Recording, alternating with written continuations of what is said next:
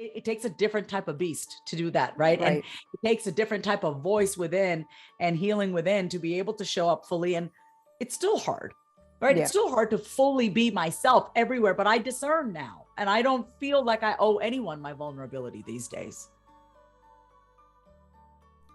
Hello, my beautiful friend. It's Jeannie Street here, and welcome to this week's episode of Angels Don't Lie. Today, I have a very special guest, Vasavi, and I'm super excited to dive into this conversation because you're going to really learn so much about saying it out loud. Come on in. When she smiles at you, she'll say, angels don't lie. Angels don't lie. Angels don't lie. No, no, angels don't lie. Angels don't lie. No, no. That's the part of this journey, is like when you say it out loud, when you allow all these voices in your head that have been micromanaging you your whole life or being mean to you, you know, it's like you're constantly conflicted in your mind. Your mind needs to be a safe place. It needs to be a calm place. And your body needs to feel that way too. It's all of it, right? So I think what you're seeing and experiencing now, and I met this guy the other day. I went to this party and this guy that I've known for years was like, you're radiating. You're radiant. And I was like, oh, thanks, you know, and I was just kind of a little shy about it. But I know why. I'm at peace with myself. And when I have stuff come up, because I do, and I never want to lie and be like, oh, like I'm fine all the time. No, hello, I have a chemical imbalance called bipolar disorder. That's not my reality. I have highs and lows, but they're not as high and they're not as low. Right. And when I do get high, hypomanic, I channel it into my creativity. I'm not afraid of that creative energy anymore. I think if you don't, and I think we all have our own bipolarity within, we have our own extremes that we struggle with. And it's not even a struggle, you know, I don't want to even call it a struggle. It's just, I had to learn how to speak to myself when I got high and when I felt low and everything in between. And I'm learning now that a kinder, softer approach with myself has definitely helped me. You know, I think that's the reason why people are noticing my glow, feeling my glow, because I'm glowing inside. I don't feel dead on the inside. Every part of me is up, is awake. Right. And I love that you just said that. I feel like, you know, it's very common. And it's this voice that you feel more people, I think, can acknowledge, like, yeah, I have that too. Like with days you just feel like, oh, like you wouldn't even I wouldn't even call it depression. I would call it like I don't even like to be with myself sometimes. Mm-hmm. And when your book, you know, when we set up this interview, I was like, I can't wait to check it out because, you know, we have a little background and I can't wait to see it finished form, which I'm, you know, cheering you on from the side. But then I was even like reading through your chapters and I was like, such divine timing of like where I am, of like, just say it out loud, just get it out of you. And then you can do something about it. Like if you want those different results, it is about going the distance of, can I recognize this internal voice? Can I see it for love? Can I hold it in a space of love so that I can, you know, communicate like, well, actually that's an untruth. How can I stay a little longer? So I thought it would be so much fun to find, you know, talk to you about your journey of getting to the book, of even before that, like what brought you into like the healing world? I think your background's in therapy. Yeah, social work. I went to Columbia University. My background, I write about this in the book, that when I was younger, I would often stand in between my parents and mediate them when they were arguing. Well, mostly my mother was arguing. My father he was not a very expressive person. He shut down during conflict. So my father shut down during conflict.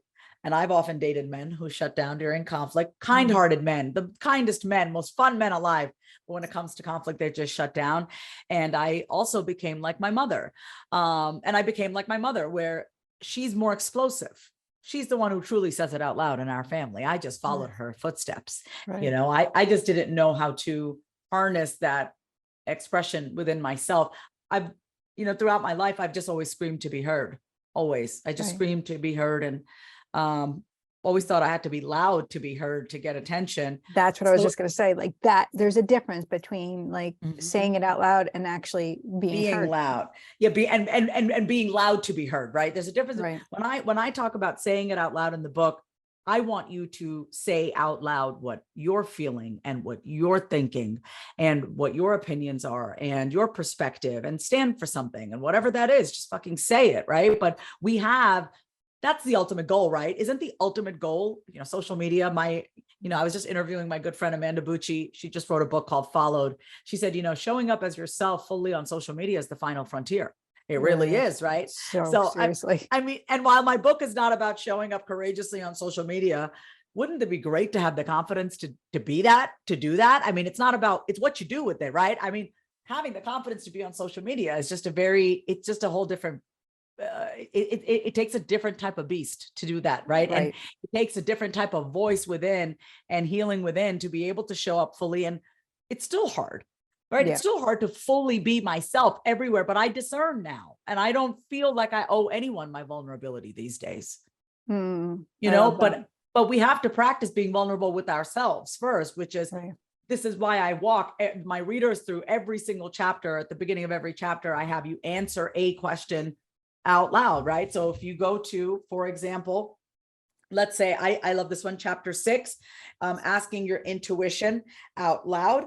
Okay. The first question that I ask my reader is, what causes you to doubt your gut feelings? What causes you to doubt your gut feelings? And this is where you get to heal that part of yourself that you've split off from, that knows the damn truth. Yeah. You know, the part of you that just knows. And you know what, listening to your intuition, we're just going to stay with this for a second because I'm referring to this chapter.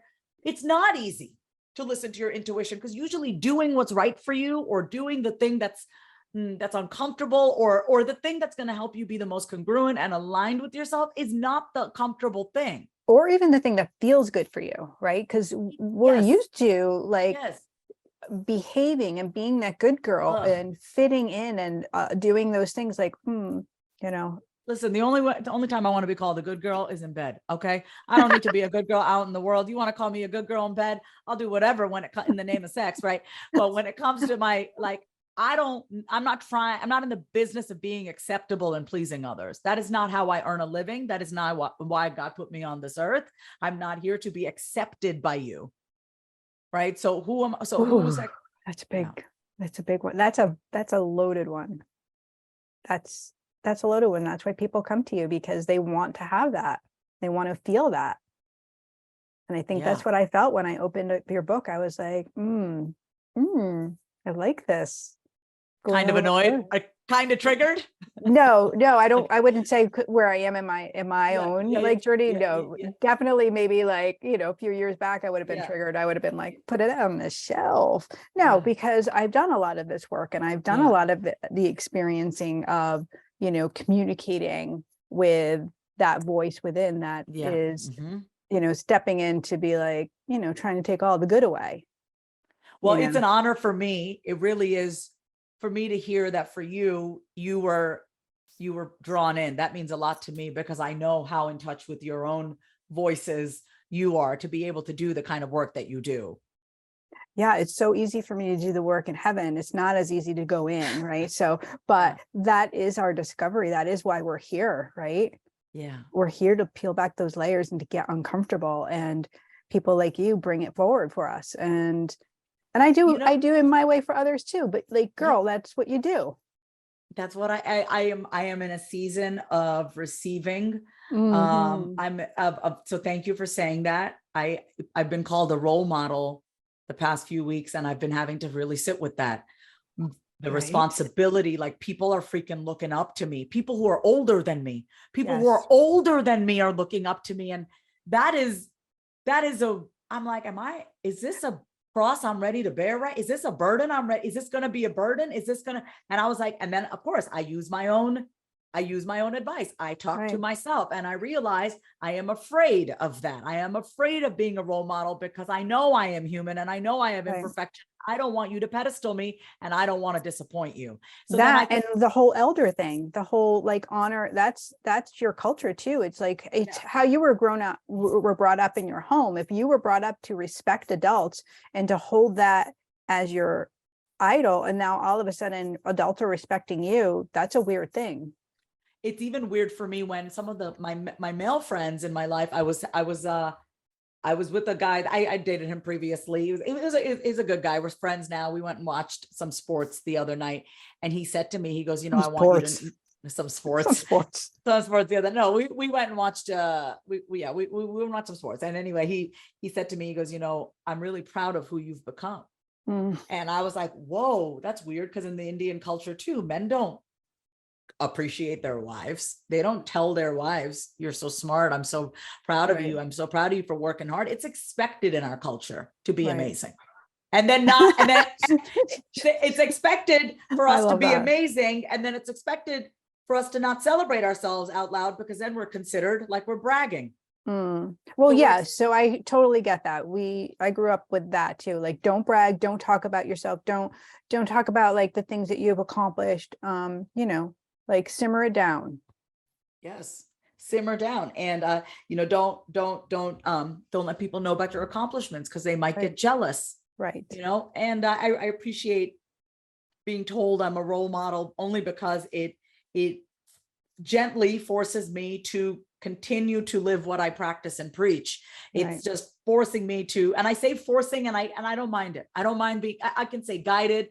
It's guiding me to continue to be kinder to myself. I am seeing this as an opportunity for me to be kinder to myself, less about being perfect, but being kinder, because ultimately the work that I'm trying to help people with is, if you're nicer to yourself in your head, and not nice, like let yourself off the hook, patronize you, coddle you. No, that if you read the book, you see that is not what I'm talking about, but really being real with yourself. That's the work that I'm trying to have people do, is make it a safe place inside of your head so that you can courageously pursue your dreams. Right. Because some people, they stop and they start, and they stop and they start, and they stop most likely because they've been telling themselves something. They have unresolved issues that they have stuff that's stored in their body that's telling them, if I become too successful, you know what, 5 days is all I'm really good at. Starting a habit, how we lose before we even get started. Yeah, you go right back to that zinger, that pain point, I didn't do good in school and I didn't get a good grade, and so therefore I can't do this. Or you wait for the rug to be pulled out from underneath you in some way, shape, or form, and because that conversation is still alive in the back of your head.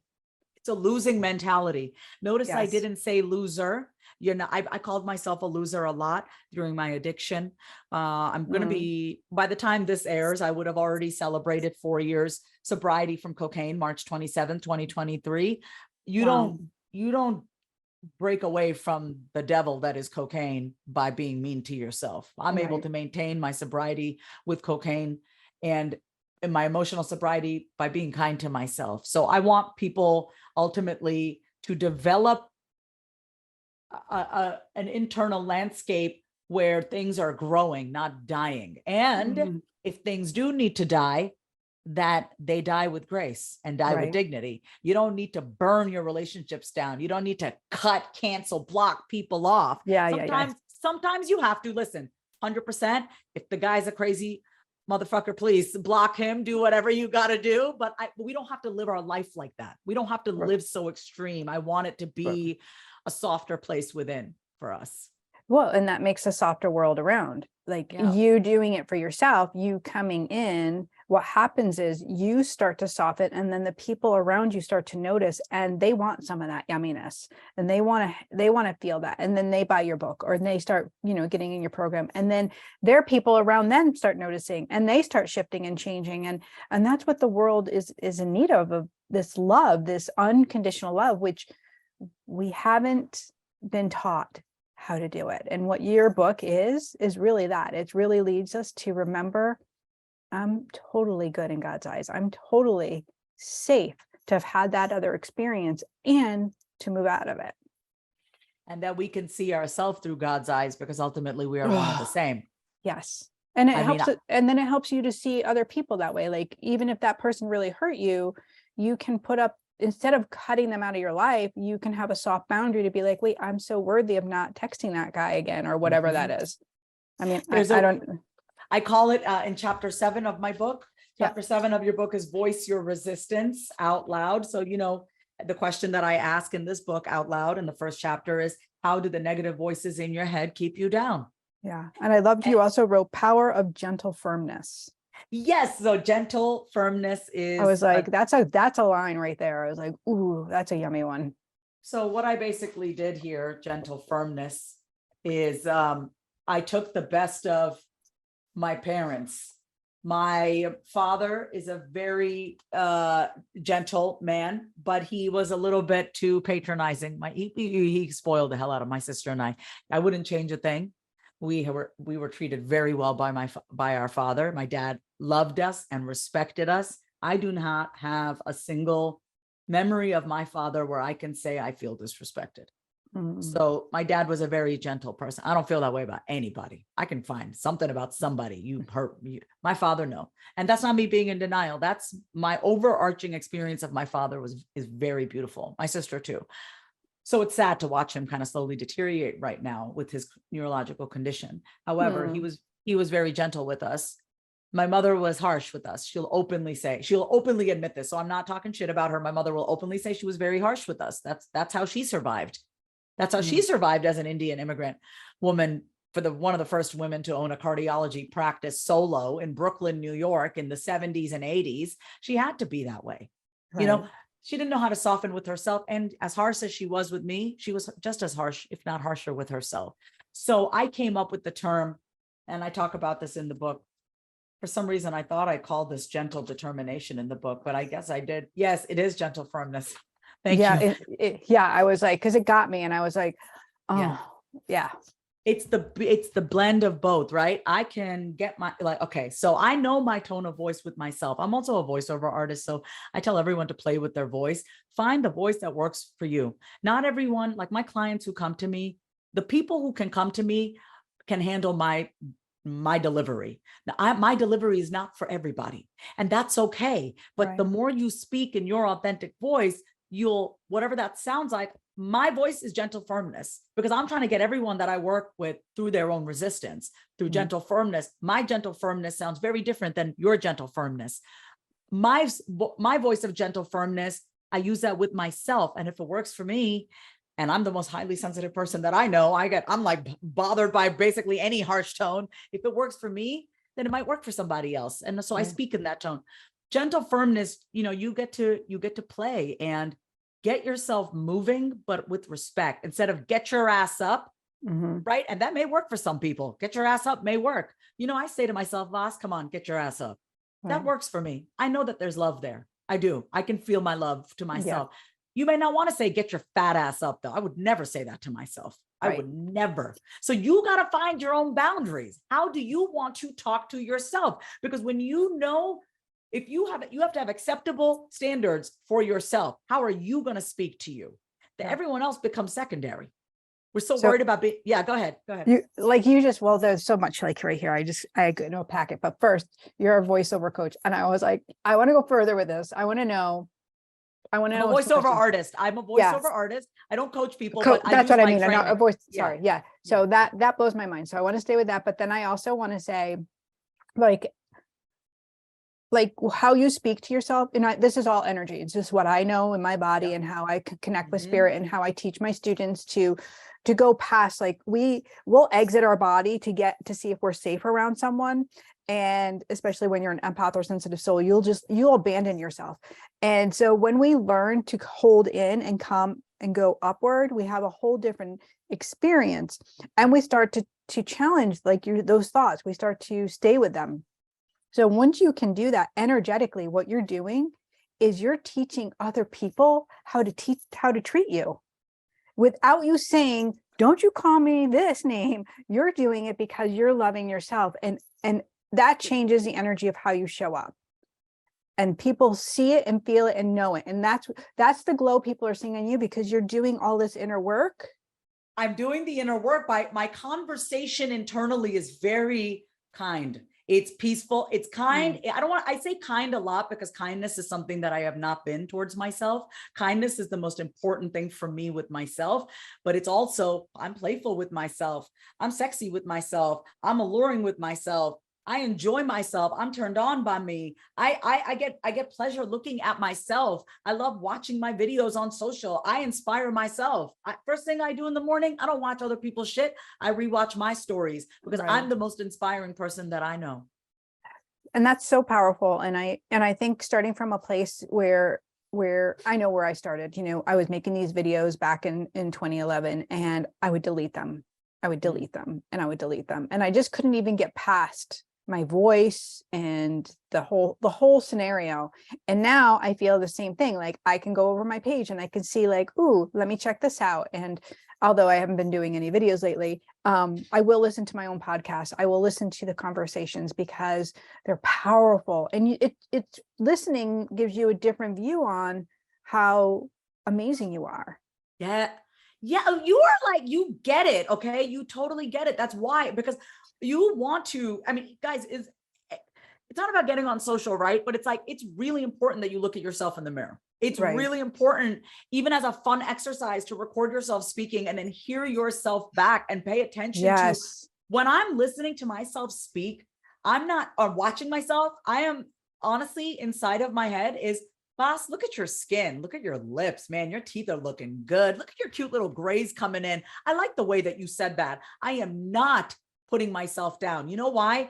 You don't get to be this good without putting yourself down just a little bit. I've done enough of that. I'm good. Yeah. I'm good with who I am. I used to leave, and I told my my team is so amazing, but I used to have someone come with me all the time when I did group events, when I do the group readings, when I'm leaning in and doing it, because what I would do afterwards is I would totally rip myself apart. And I would be like, that wasn't good. That wasn't good. You left that person. And so I found that if I had the safety net of having another person to talk it out with, that I was communicating all of the yumminess, the miracles. And instead of like that horrific scene, like you're failing, because they would help me recall like what actually did transpire. Now I can do it on the way home on my own. I could be like driving along and I could be like, oh my gosh, Sally's dad came through and that was so amazing. And I can see that affected this other woman back there because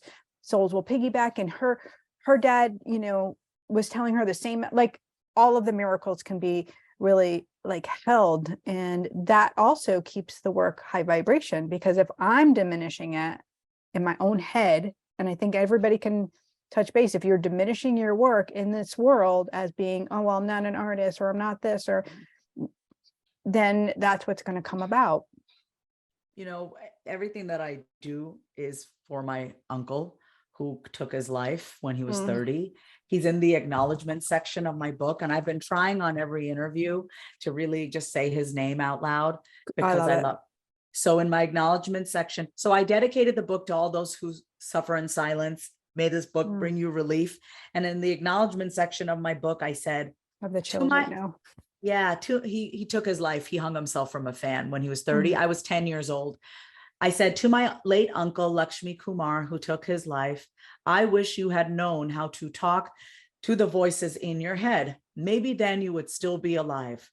Your suicide showed me what would happen if I didn't learn how to be kinder to myself. Your death saved my life. I will honor the life that you could have lived by continuing to share your story. I have the overwhelm.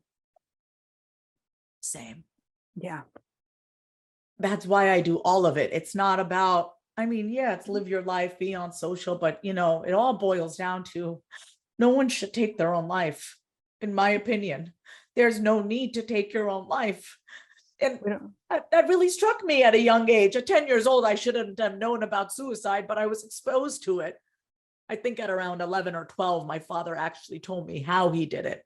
I know my uncle died at 10, but I believe I was 11 and a half, 12, still very young when my father said how, when he said, you know, he took a rope and he told me. And I'm glad that my father told me. It's okay now. It's okay. You know, like I said, his suicide, me having knowledge of that, helped me when I was diagnosed with bipolar disorder when I was 19. I could have let a diagnosis or a label of mental illness make me think I'm fucked up and I basically am, my life is going to go to shit. But I didn't. I educated myself. I learned how to talk to myself. I did whatever I could to heal myself, because if someone's going to tell me you're fucked up and you have a mentally ill brain, my response is, fuck you. Don't tell me who I am. Thank God I have that voice in my head. So grateful. Because you're so feisty. Are you a Leo? Like I love. I date Leo men. I have a history of, because I'm a Leo and you sound like me. You sound like I'll tell you what it is. I'm a Taurus sun, but I'm an Aries moon, and I'm a Sag rising. So I'm very fiery. Yeah. That's why I like you. You're just like, oh, get right to it. With your uncle, like I feel like, well, one, I hope you don't mind. Like, I just feel like he's so incredibly proud of you and of you honoring who you are in this life. And also like a little bit, he says about like stepping out of the role model, like the role, like being in the heritage, like you kind of are creating a new pathway. And he said, it's really important to see that you as, he calls you like a leader, like that's what you're here to do, is to lead and to be in that new space. And he said, it totally would have like helped him to know, to have tools, but he was conditioned and he was in a space of don't change, don't be who you really are. And he couldn't really express who he really was in this life. You know, I just feel like there's more to that, but we can do that at another time. But gratitude, like grandiose gratitude. And he puts like all of this gold around you, like, I don't know, like it kind of feels like royalty gold, which I love. Well, in all of our Hindu goddesses, we have many goddesses, and they're usually surrounded by pots of overflowing coins. I mean, that's it. I mean, like, look, I don't know if people can see the video. This is everything is so ornate. This is Ganesha. Yes. Everything is extra in my culture. Like, right. So, you know, if we don't just have a goddess, we have like a fully adorned with flowers and like silk saris and incense. I mean, everything is a lot. Right. So, the gold coins, I'm like, yeah, that makes sense. Yeah, that's what he's showing me. I have to show you this. I totally didn't even think about this. When my mother-in-law passed away, we did not have a great relationship. We had a really challenging, really challenging relationship. But I had to express the grief. It was so immense. And so I had started painting some years back, and Lakshmi came to me and she merged with my mother-in-law. And so this is the painting. And it's Lakshmi and my mother-in-law together. Can you see the hands of gold and the gold flowing all around? And I also see like kind of a halo, like more like a Mother Mary-esque, right?